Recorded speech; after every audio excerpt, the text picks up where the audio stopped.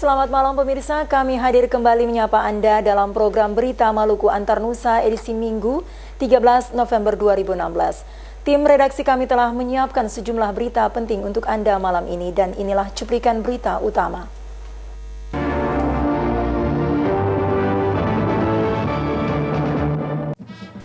Puluhan kendaraan roda 2 dan roda 4 terjaring razia pajak kendaraan di Namlea. Kapolres Maluku Tenggara dan Komandan Kodim 1503 Tual beri pencerahan tentang keutuhan NKRI bagi warga setempat.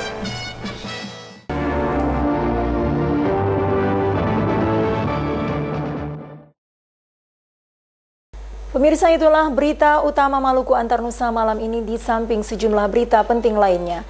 Saya Jakia Papalia, kita ikuti berita selengkapnya.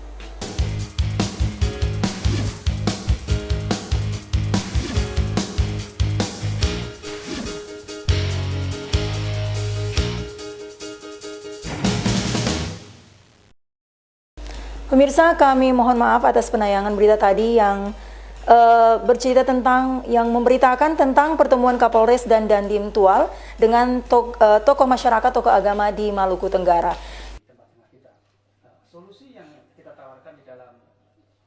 Baru-baru ini Kapolres Maluku Tenggara AKBP Agus Rianto dan Komandan Kodim 1503 Tual Letkol Hiralius Karneni melakukan tatap muka dengan segenap tokoh agama dan tokoh masyarakat di Kota Tual dan Maluku Tenggara. Pada kesempatan itu disampaikan kondisi bangsa dan negara terakhir ini yang mulai dirongrong baik dari dalam maupun dari luar. Karenanya pertemuan itu penting untuk memberikan pencerahan bagi para pemuka masyarakat tersebut tentang keutuhan NKRI dan Bhinneka Tunggal Ika. Dandim 1503 Tual Letkol Hiralius Karneni menyebutkan pertemuan itu merupakan tindak lanjut dari arahan Panglima Kodam saat rapat internal. Ya, ini menindaklanjuti apa yang disampaikan oleh Panglima TNI, baik itu di Mabes TNI maupun di dalam berbagai kesempatan. Karena tujuannya untuk menyadarkan bangsa Indonesia ini, bahwasanya sebenarnya kita ini bangsa yang besar, bangsa yang punya banyak potensi, tetapi potensi ini sampai sekarang belum bisa kita manfaatkan dengan maksimal. Bahkan banyak ancaman yang mengancam kelangsungan Kebhinnekaan Tunggal Ika maupun negara kesatuan Republik Indonesia. Nah, ini yang harus diantisipasi. Kapolres Maluku Tenggara AKBP Agus Rianto menyebutkan kondisi Kamtipmas di Kota Tual dan Maluku Tenggara relatif baik. Potensi konflik ada pada anak-anak muda yang sementara mencari jati diri. Selain itu, kasus penganiayaan juga marak terjadi di sana. Mas, terkait dengan menjaga keutuhan NKRI ini yang berpotensi konflik di sini adalah potensi konflik antar kelompok pemuda. Kalau di sini ada Wadek, Giom, ada Sinar Pagi, yang itu sebenarnya adalah konflik-konflik sesaat saja, di mana pemuda-pemuda kita baru mencari identitas. Dari Maluku Tenggara, Mesak Tati Pikalawan melaporkan. Jemaat GPM Rehobot Sabtu kemarin menggelar kegiatan sosialisasi hak-hak politik dan demokrasi bagi jemaat. Kegiatan ini bertujuan untuk memberikan pemahaman terhadap warga gereja tentang politik dan demokrasi agar dapat menentukan pilihan politis terhadap calon pemimpin yang tepat.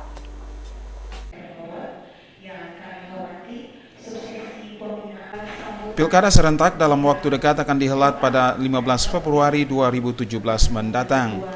Dalam mencapai tujuan politis untuk memenangkan pilkada ini, berbagai cara dan pendekatan akan dilakukan tim-tim pemenangan untuk memikat hati rakyat. Berbagai kepentingan politis dimanfaatkan pihak-pihak tertentu untuk menggalang dukungan dan tidak tertutup kemungkinan menyeret warga gereja dalam konspirasi politik yang tidak menguntungkan. Dengannya, Jemaat GPM Rehobot memandang perlu memboti warga jemaatnya tentang pemahaman politik dan berdemokrasi.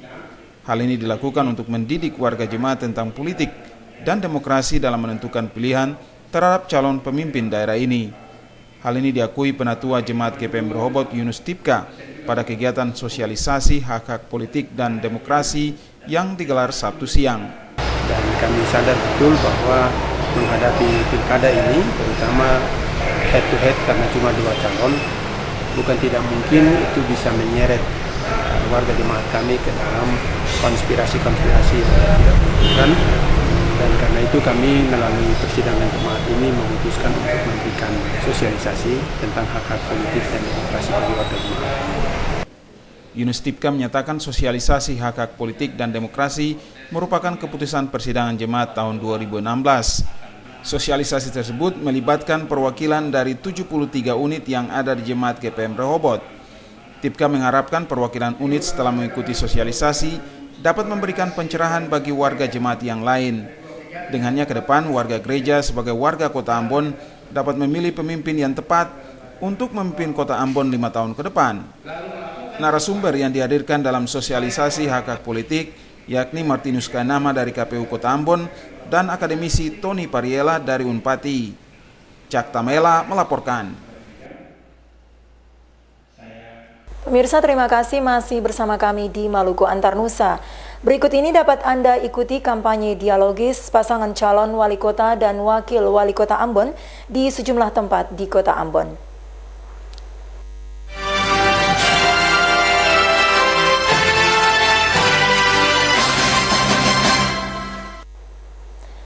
Pemirsa, warga masyarakat negeri Laha mendukung pasangan calon wali kota dan wakil wali kota Paulus Kastanya dan Samlatu Konsina sebagai wali kota dan wakil wali kota Ambon periode 2017-2022.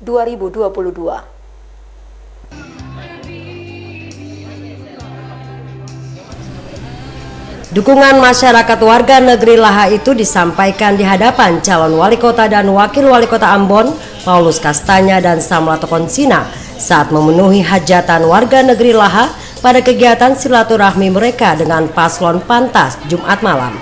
Menurut Raja Negeri Laha Said Laturua, dirinya bersama warga masyarakatnya tetap memilih Pantas calon pemimpin Kota Ambon.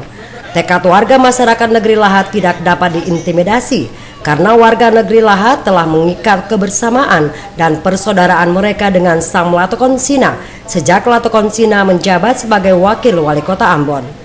Sosok Samlatu Konsina layak berpasangan dengan Paulus Kastanya. Keduanya memiliki jiwa yang sama, yaitu merakyat dan sederhana. Hal senada juga disampaikan kader PKS Saidna Azhar bin Tahir.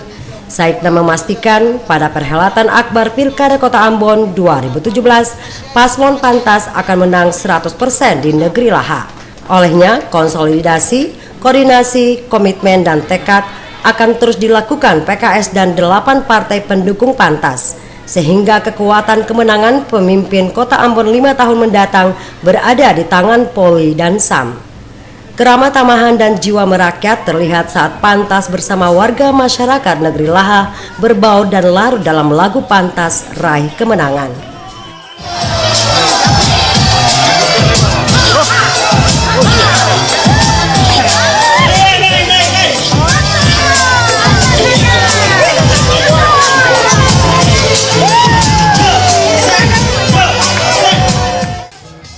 Devi bin Umar dan Ongen Limba melaporkan. Pemirsa, sementara itu paslon Pantas mendapat sambutan luar biasa saat melakukan kampanye tatap muka dengan warga masyarakat Tanah Rata, Galunggung, Desa Batu Merah, Jumat sore.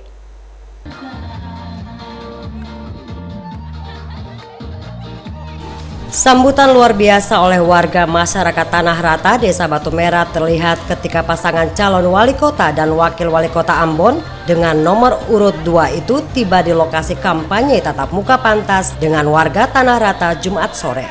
Dalam orasinya, calon wali kota Ambon, Paulus Kastanya memaparkan visi besar Pantas bertemakan hal penting, yaitu bagaimana Pantas akan membangun kota Ambon berperadaban, berdaya saing, sejahtera, berbasis potensi lokal yang berkeadilan dan didukung oleh partisipasi masyarakat secara berkelanjutan. Dari visi itu mengalir misi dan program-program yang akan dilakukan Pantas yang dikenal dengan program Pro Rakyat. Yang dimaksud program Pro Rakyat antara lain mempersiapkan 5.000 orang tenaga kerja yang terampil untuk dilatih sehingga mereka nantinya akan mencari kerja bukan saja di kota Ambon, namun juga di kabupaten kota di Maluku atau daerah lain di luar Maluku. Yang terpenting, tenaga kerja yang dipersiapkan itu telah memiliki keterampilan dan mempunyai ijazah sertifikasi. Sementara itu, calon wakil wali kota Ambon, Samlato Konsina, menjelaskan pada Pilkada Kota Ambon 2017 nanti, pilihan calon pemimpin kota Ambon berada sepenuhnya di tangan rakyat. Rakyatlah yang menentukan calon terbaik yang akan menakodai kota Ambon 5 tahun mendatang. Pada kampanye tatap muka pantas bersama warga Tanah Rata Galunggung, dipraktekkan juga cara pencoblosan Pilkada Kota Ambon 15 Februari 2017 mendatang. Devi bin Umar dan Ongen Limba melaporkan. Pasangan calon wali kota dan wakil wali kota Ambon nomor urut 1 menyambangi kediaman tokoh masyarakat di kota ini, Profesor Alex Retraubun. Kedatangan tersebut adalah bagian dari membangun kemitraan bersama tokoh formal maupun informal yang berkontribusi dalam mendukung pembangunan kota Ambon.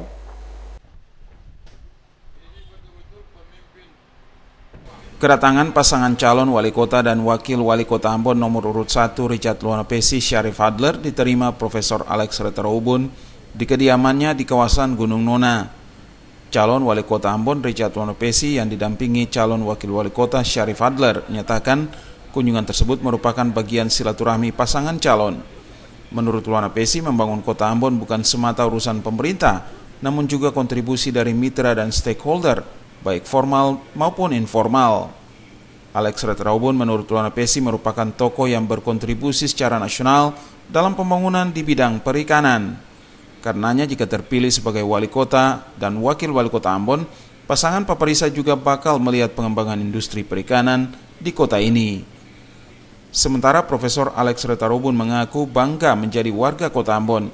Menurutnya kota Ambon yang beberapa tahun silam terpuruk, kini berubah menjadi kota yang sibuk dan ramai dikunjungi. Kemacetan lalu lintas merupakan indikator kemajuan kota Ambon. Menurut mantan Wakil Menteri Perindustrian yang kini mengajar di Fakultas Perikanan Unpati itu, kemajuan kota Ambon begitu luar biasa dibanding beberapa tahun silam. Retraubun menitipkan 2 isu penting yang kini dialami masyarakat kepada pasangan Richard Syarif jika nanti terpilih sebagai wali kota dan wakil wali kota Ambon. 2 isu ini adalah kelangkaan air bersih dan daya dukung jalan di kota Ambon. Air bersih sebagai kebutuhan utama masyarakat beberapa waktu lalu sulit didapati sebagian masyarakat akibat menurunnya debit air kota Ambon. Pertumbuhnya angka kendaraan berdampak pada kemacetan, sementara jalan-jalan alternatif tidak tersedia. Retraubun juga mendukung pengembangan Waterfront City yang didesain pemerintah kota Ambon. Pengembangan Waterfront City akan membuat kawasan Teluk Ambon semakin asri dan menjadi sebuah daya tarik wisata. Melkilatus Saule, Sarles Bolaman melaporkan.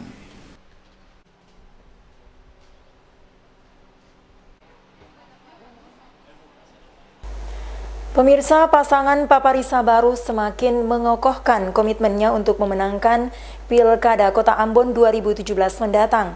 Komitmen ini gencar dilakukan dalam kampanye maupun tatap muka dengan masyarakat untuk menggalang dukungan.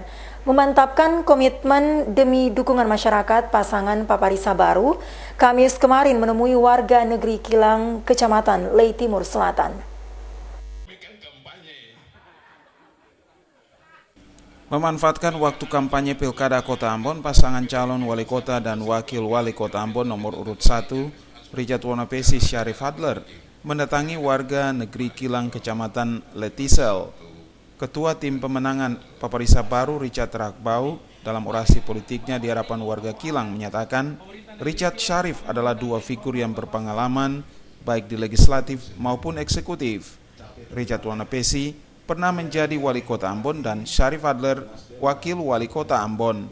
2 figur tersebut juga telah banyak berkontribusi dalam pembangunan kota ini. Selama 1 periode lalu, kota Ambon mengalami perkembangan yang signifikan. 5 kali penghargaan sebagai kota terbersih menjadi indikator kota ini semakin baik. Selain dari sisi kebersihan, kota Ambon juga semakin nyaman untuk dikunjungi pendatang. Calon wakil wali kota Ambon Syarif Adler menyatakan masyarakat telah menentukan pilihannya baik kepada figur Richard Wonapesi maupun Syarif Adler. Ini terbukti dengan hasil survei keterpilihan masyarakat terhadap kandidat sebelum dirinya maju berpasangan dengan Richard Wonapesi. Syarif Adler dan Richard Wonapesi menempati posisi teratas dalam survei polling keterpilihan masyarakat terhadap figur kandidat wali kota dan wakil wali kota Ambon. Dengannya Syarif Adler percaya masyarakat Kilang mesti cerdas memilih pemimpin kota Ambon yang tepat dan mampu membuat perubahan. Calon wali kota Ambon Richard Wonapesi menyatakan Kilang adalah negeri sejarah yang banyak berkontribusi dalam pengembangan budaya di kota ini. Pembangunan infrastruktur jalan yang masuk di negeri itu merupakan bukti dari kepedulian pemerintah kota terhadap pengembangan negeri tersebut. Lewat kampanye pasangan calon wali kota dan wakil wali kota, Richard Wonapesi menyampaikan program prioritas Paparisa Baru. Program prioritas tersebut antara lain kota Ambon yang aman, bersih, sehat, sejahtera, cerdas, dan Ambon sebagai kota musik. Melki Latussaule, Charles Bolaman melaporkan.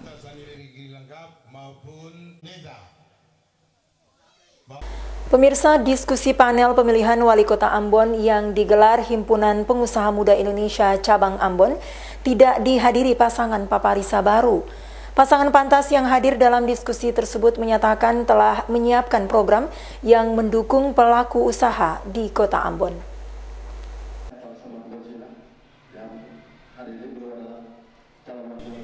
Himpunan Pengusaha Muda Indonesia Cabang Kota Ambon berkepentingan mengetahui calon wali kota dan wakil wali kota Ambon periode 2017-2012 yang visi misi mereka pro terhadap dunia usaha lokal. Karena itu HIPMI Kota Ambon melakukan diskusi panel dengan mengundang kedua pasangan calon wali kota dan wakil wali kota Ambon. Dalam diskusi panel itu yang hadir hanyalah pasangan Poli Kastanya Samla Tukonsina atau Pantas. Pasangan Paparisa Baru hanya diwakili tim pemenang mereka. Ketua HIPMI Maluku Boy Sangaji menyayangkan ketidakhadiran pasangan Paparisa Baru. Padahal diskusi tersebut sangat baik bagi pasangan calon. Staf ahli wali kota Ambon bidang ekonomi dan keuangan juga mengakui diskusi HIPMI dengan pasangan calon wali kota dan wakil wali kota Ambon sangat penting. Menurutnya kegiatan ini pelaku usaha dapat memberikan masukan kepada para calon agar visi misi mereka dapat mengakomodir kebijakan yang pro terhadap dunia usaha lokal. Meski pasangan Paparisa Baru hanya diwakili tim pemenangnya Fagi Fakaubun, namun diskusi yang dipandu Ketua DPC HIPMI Kota Ambon Ahmad Ilham Sipahutar berjalan dengan baik. Secara umum visi misi kedua pasangan calon akan meningkatkan pertumbuhan ekonomi. Paparisa Baru mengutamakan harmonisasi sosial untuk mendukung perputaran ekonomi. Selain itu akan melakukan pelatihan dan pengembangan sumber daya manusia untuk pelaku usaha lokal. Sementara Pantas membuktikan kehadirannya dalam diskusi ini sebagai bentuk dukungan terhadap pelaku usaha. Dalam program yang termuat dalam visi misi mereka, Pantas akan melakukan pembangunan ekonomi secara merata di 5 kecamatan. Pemetaan kawasan ekonomi disesuaikan dengan potensi alam di kecamatan itu. Jika sebelumnya pengurusan izin usaha paling lambat 14 hari, pasangan Pantas berencana mempercepat menjadi 4 hari melalui program pelayanan terpadu satu pintu. Pantas juga membuka diri terhadap masukan dan usulan pelaku usaha dalam menggerakkan perekonomian di Kota Ambon.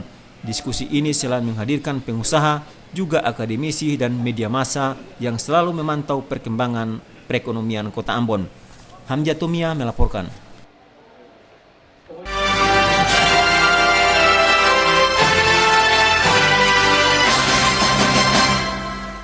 Dan pemirsa, kita beralih ke informasi lain. Universitas Darussalam Ambon terus berbenah meningkatkan kualitas di bidang akademik. Hal itu merupakan bentuk pertanggungjawaban perguruan tinggi bagi masyarakat. Tahun ini Unidar menerjunkan 53 mahasiswa dalam kuliah kerja nyata.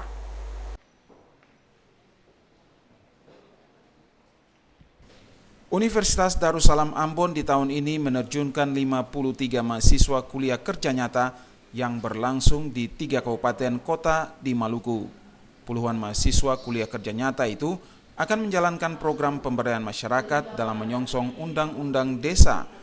Wakil Rektor Bidang Akademik Dr. Hasna Orela mengatakan, Unidar Ambon merupakan salah satu perguruan tinggi yang dinilai terbaik dalam menjalankan program KKN tematik dari Kementerian Pekerjaan Umum. Pada tahun ini 53 mahasiswa akan menjalankan program pemberdayaan masyarakat dalam mensukseskan pemberlakuan Undang-Undang Desa. Mereka juga diharapkan berperan sebagai agen pemberi informasi bagi masyarakat Maluku tentang legalitas Universitas Darussalam. Orela menegaskan akan menjadikan Unidar Ambon sebagai universitas ternama di Maluku dengan memperkuat pengabdian kepada masyarakat. Sekalipun Universitas Darussalam diterpa oleh badai kerusuhan atau perselisihan antara yayasan dengan yayasan, tetapi universitas tetap melaksanakan proses belajar mengajar sebagaimana yang dilakukan oleh universitas-universitas lainnya. Kita melihat bahwa proses belajar mengajar itu tetap berjalan, ditambah dengan kegiatan-kegiatan lainnya, katakanlah KKN, yang kemarin juga ada seminar-seminar, proposal, hasil, dan skripsi, yang nanti pada akhirnya juga itu adalah input yang nantinya masuk pada proses terakhir, itu adalah penyusunan skripsi dan wisuda. Itulah yang diharapkan oleh semua mahasiswa terkait dengan keberadaan Universitas Darussalam Ambon yang notabene adalah kondisi universitas seperti yayasan seperti, tapi universitas tetap berjalan sebagaimana yang diharapkan. Orela berharap kuliah kerja nyata yang diikuti 53 mahasiswa itu dapat menjawab penilaian buruk terhadap status Unidar yang disebut-sebut tidak diakui pemerintah. Panili Taid melaporkan. Pemirsa, pengurus Orari Maluku mengalami kevakuman sejak tahun 1998. Kondisi tersebut mengakibatkan organisasi yang bergerak dalam penyiaran radio amatir ini tersendat. Untuk menghidupkan kembali Orari Maluku yang mengalami kevakuman, maka diadakan Musta yang dibuka oleh staf ahli Gubernur Maluku Sabtu kemarin. Tak dapat dipungkiri radio amatir saat ini ditinggalkan dengan alat komunikasi yang lainnya. Kendati demikian, pencinta radio amatir ini masih terus memberikan dukungan dan peran dalam berbagai peristiwa bencana yang terjadi di berbagai tempat, utamanya yang sulit dijangkau. Sekjen Orari Pusat Suryo Susilo mengatakan Orari sudah melakukan MOU Badan SAR Nasional yang diharapkan dapat diimplementasikan di seluruh provinsi. Selain itu, Orari sudah dapat menggunakan satelit 8A2 yang akan digunakan dalam mitigasi bencana alam. Orari juga melakukan kerjasama dengan Basarnas dan BNPB. Kerjasama tersebut khususnya membantu jaringan komunikasi dalam melihat persoalan bencana alam yang terjadi di berbagai tempat.